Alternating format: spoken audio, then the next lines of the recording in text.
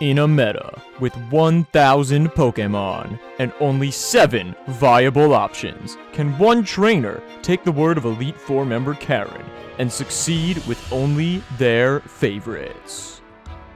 Our first battle began with a Mewtwo and a Whimsicott against our typical Incineroar and Eternatus. The opposing Mewtwo unpredictably Dynamaxed, and I used Fake Out and Sludge Bomb on the Whimsicott to take it out and prevent a Tailwind from being set up. That did not, however, come without the sacrifice of Mewtwo taking out our Eternatus. We then brought in Ninetales and our opponent brought in Zapdos. Our Ninetales surprisingly outsped the Mewtwo and got some Weather Ball chip damage off before being taken out by a Max Mindstorm. Our Incineroar then took a Thunderbolt from Zapdos, then hit a big Flare Blitz on the Mewtwo. This turn led me to a very confident realization. Okay, now we basically won. It doesn't seem like it, but we basically just won.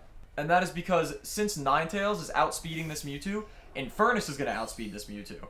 With my newfound confidence, I used Infernus to take out the Zapdos because it had super effective stab on Infernus, and I thought that was a little bit scarier.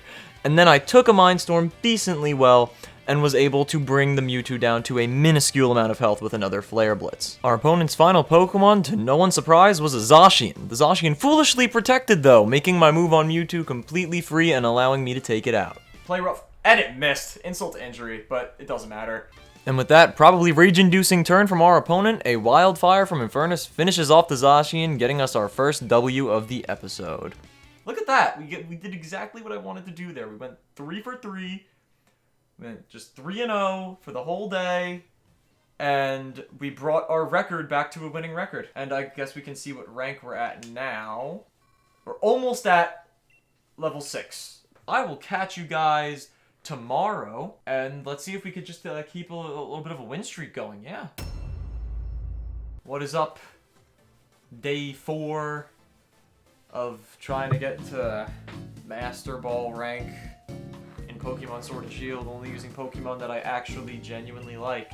Our next day starts with a Ninjask and Indeedee against our Dragapult, Banshee, and Incineroar. The Indeedee goes for a Follow Me, and I Phantom Force the Ninjask slot with Banshee. The Ninjask gets a Swords Dance off before my Ninjask targeted Flare Blitz connects with the Indeedee due to Follow Me. The next turn, Indeedee Follow Me's again, meaning after another Swords Dance from Ninjask, Banshee's Phantom Force hits the Indeedee for no damage. This does, however, allow for Incineroar's Flare Blitz to KO the Indeedee. Our opponent's next Pokemon was Blaziken, and I decided to enter Big Brain mode. Oh, I just got a genius idea. I roar that slot, and it just loses its, shit, you know? Its stat boosts, and then I'm gonna Ally Switch in case the Blaziken goes for a fighting move on Incineroar, then Banshee is immune to it. Banshee's the name of the Dragapult, by the way. You guys have probably caught on to that by now. I think I read this pretty well. This was a good play. Yep, Brick Break. Oh my god, I just played that so well. Oh my god, that was gross. Oh, that play was so nasty. Oh, he is so upset. I was pretty confident at this point, considering that I had just made a perfect read down to every little detail of the turn, and shut down a dangerous sweeper in Zygarde before it even had the chance to be dangerous.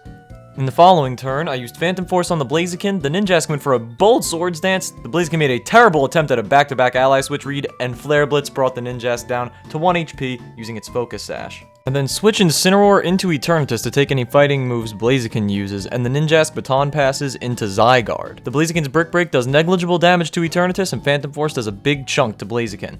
The Blaziken then goes for an interesting bulk up, raising its attack and defense, and a Dragon Darts from Banshee does good damage on both enemies, activating Blaziken's Lychee Berry, increasing its attack yet another stage. The Zygarde then goes for 1,000 arrows, doing considerable damage to Banshee and taking out our Eternatus before it gets a chance to attack. I send in Incineroar, Max Banshee, Fake Out the Blaziken to prevent it from hitting Incineroar, and Max Wormwind the Zygarde, finally taking it out. Our opponent then sent in his Ninjask for one final time before forfeiting the battle, getting us another big win in this episode.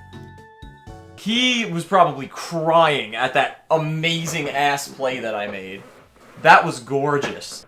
Our next battle began with Regieleki and Cinderace against Infernus and Incineroar.